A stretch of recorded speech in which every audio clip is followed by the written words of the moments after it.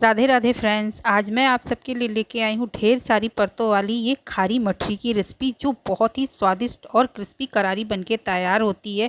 बहुत ही आसान है इसे बनाना। तो चलिए शुरू करते हैं आज की रेसिपी। खारी बनाने के लिए यहाँ पे देखिए 1/3 कटोरी मैंने मैदा लिया है। तो आप चाहे पूरी कटोरी मैदा ले सकते हैं। तो इसी में मैंने 4 चम्मच गेहूँ का आटा लिया है, या फिर आधा आटा आधे मैदे से आप इसे बना सकते हैं, या पूरे गेहूँ के आटे से भी इसे आप बना के तैयार कर सकते हैं। तो पूरा 1 कटोरी हो गया है दोनों मिला के। तो चलिए इसे हम बाउल में ट्रांसफ़र कर देते हैं। तो दोनों को मैंने छान के ही लिया है, तो छान के ही इसे लेना है। अब इसमें टेस्ट के हिसाब से नमक डालेंगे। तो नमक थोड़ा कम ही डालिएगा, कि मठरी वगैरह में थोड़ा कम नमक अच्छा लगता है। आधा चम्मच इसमें अजवाइन डालेंगे हाथ से क्रश करके, ताकि इसका अच्छे से फ्लेवर आ जाए, और बहुत ही स्वादिष्ट लगती हैं अजवाइन डाल के ये मठरियाँ। तो पहले सारी चीज़ों को अच्छे से मिक्स करेंगे। यहाँ पे देखिए 4 चम्मच के करीब मैंने तेल लिया है मोयन देने के लिए। तो इसमें अच्छे से हमें मोयन दे देना है। हाथ से अच्छे से इस तरह से मिक्स करना है, ताकि मोयन हमारा हर जगह आटे में अच्छे से लग जाए। और ये देखिए मोयन हमारा एकदम परफेक्ट लग चुका है। तो बस थोड़ा थोड़ा सा पानी डाल के इसका आटा लगा लेना है। तो आटा हमें थोड़ा इसका सख्त ही लगाना है, ज़्यादा टाइट ढीला नहीं लगाना है। तो ये देखिए थोड़ा थोड़ा सा पानी डाल के हमने इस तरह से आटा लगा के तैयार कर लिया है। देख रहे हैं ना, ज़्यादा ढीला है और ना ही ज़्यादा टाइट है। तो इसको हमने लगा के रख दिया है। तो 5 मिनट के लिए हम इसे ढक के रख देते हैं, तब तक हम इसकी दूसरी तैयारी करेंगे। तो एक छोटी कटोरी में मैंने यहाँ 2 चम्मच घी ले लिया है। तो इस जगह पे आपको घी का ही इस्तेमाल करना है, तभी इसकी जो लेयरें हैं ना वो बहुत ही अच्छे से खुलेंगी।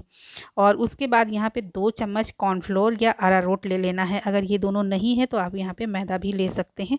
अच्छे से इसे मिक्स करना है, बहुत अच्छे से इसे मिक्स कर लेना है। और ये हमारा साटा बन के तैयार हो गया है। तो चलिए, आटा भी हमारा 5 मिनट रेस्ट ले चुका है। तो थोड़ा हाथ से इसे और मसलेंगे। चकले पे रख के इस तरह से खींच खींच के इसे हम मसल देते हैं, ताकि ये चिकना हो जाए। जब जितना चिकना हो जाएगा ना, उतनी ही अच्छी हमारी ये जो हम नमकीन बना रहे हैं ना, ये बहुत ही बढ़िया बनेंगी। ढेर सारी परतें इसकी खुल के आएंगी। तो बस इसकी छोटी छोटी सी लोइयाँ इस तरह से बना लेंगे।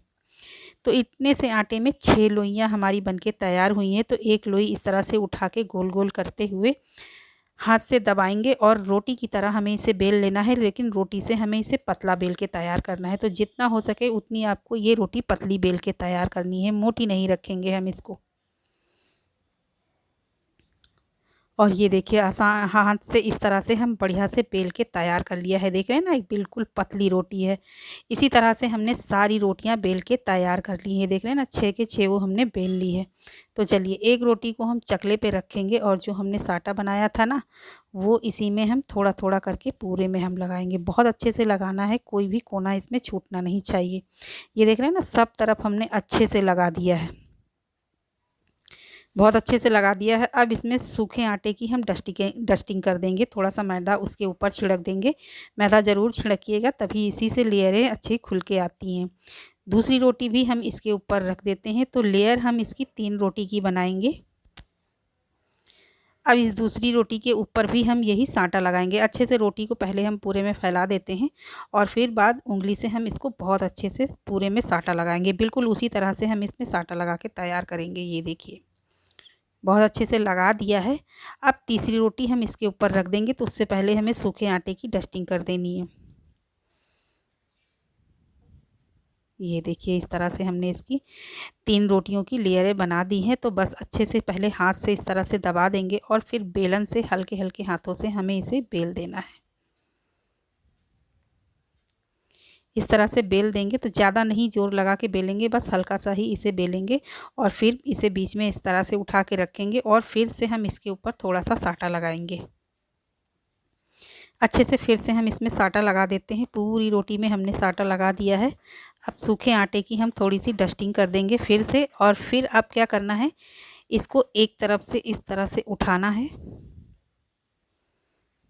ये देखिए, इस तरह से उठाना है, और फिर इसके ऊपर हम थोड़ा सा साटा लगा देंगे।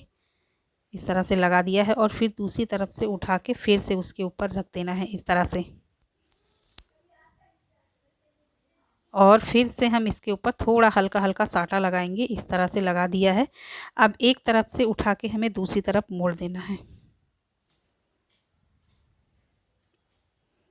ये देखिए, इस तरह से मोड़ देंगे, और दूसरा वाला हिस्सा उठा के हम इसके ऊपर रख देते हैं। ये देखिए, इस तरह से हमने इसको बना के तैयार कर लिया है। थोड़ा सा हल्के हल्के हाथों से इसे दबा देंगे और ये हमारा एक बन गया है रोल 3 रोटियों का। तो इसको साइड में रख देंगे और इसी तरह से हमने दोनों को बना के तैयार कर लिया है। आप चाहे तो इन्हें कुछ देर के लिए 2-3 मिनट के लिए आप फ्रिज में भी रख सकते हैं। इससे क्या होगा ना, ये सेट हो जाएगा अच्छे से, तो बेलने में आसानी रहेगी। तब पर मैंने नहीं रखा है, मैं इसे इसी तरह से बेल रही हूँ।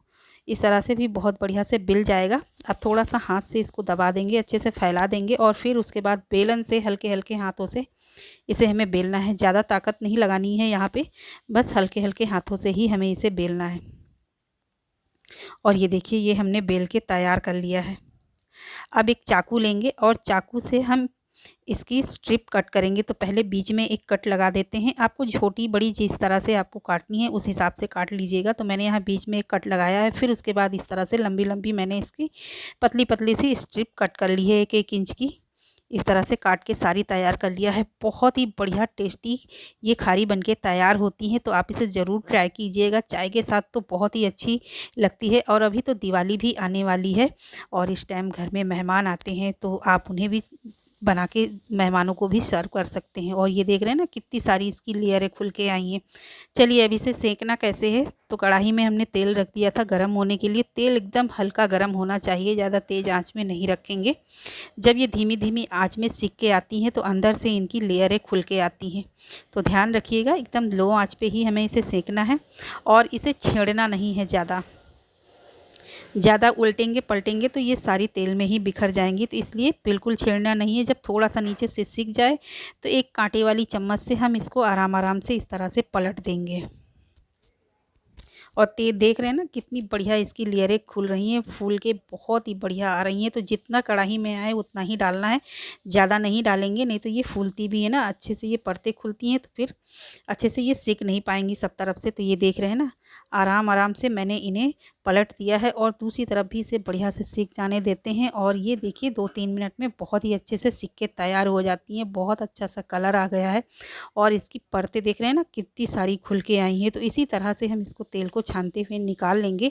इसी तरह से हमने सारी खारियों को बना के तैयार कर लिया। मैं आपको पास से उठा के दिखाती हूँ। देख रहे हैं ना, कितनी सारी परतें खुली हैं। तो फ्रेंड्स, रेसिपी पसंद आए तो लाइक करना, शेयर करना। चैनल पे नए आते हैं तो चैनल को सब्सक्राइब भी